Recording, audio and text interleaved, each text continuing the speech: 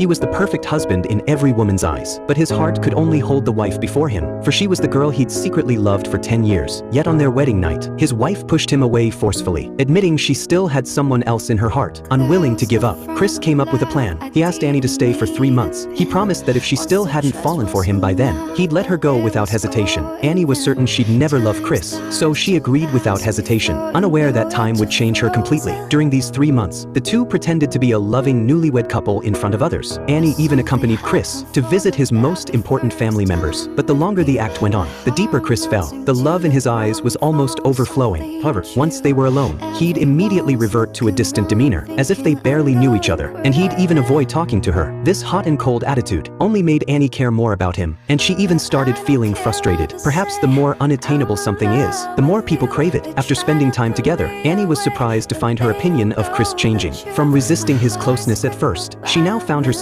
wanting to be near him. She also began to step into the role of wife, gradually. In her free time, she'd even learn needlework at home. She sympathized with Chris's hard work at work, and took the initiative to peel an apple for him. But Chris just stared at his newspaper, not even bothering to acknowledge her. Annie knew her previous actions had broken his heart, so she invited him to go for a walk. Chris agreed gladly, but when Annie tried to link her arm with his, Chris refused. Annie couldn't help but feel disappointed. As days passed, they got used to walking side by side every night. Chris also began to accept Annie's closeness again. Everything seemed to be moving in a good direction, until one day, Annie's ex-boyfriend suddenly showed up at the door, and Chris happened to see him. Instead of going inside directly, he stood outside the door eavesdropping. When he heard the man trying to touch Annie inappropriately, Chris burst in angrily, pinned the man down, and was about to keep punishing him, only to be stopped by Annie. In fact, Annie was afraid Chris would get into trouble because of this. She thought he didn't deserve to end up in the police station over someone like that, but Chris thought she was just feeling sorry for her ex, that she still hadn't gotten over him. In a rage, he swept everything off the table. Knowing Chris was still furious, Annie said nothing, and silently cleaned up the mess on the floor. It wasn't until the maid came to tell Annie that her mother was ill that she snapped back to her senses. She threw herself into Chris's arms. He was comforting her, and she sought solace in him. The night they went out on a date,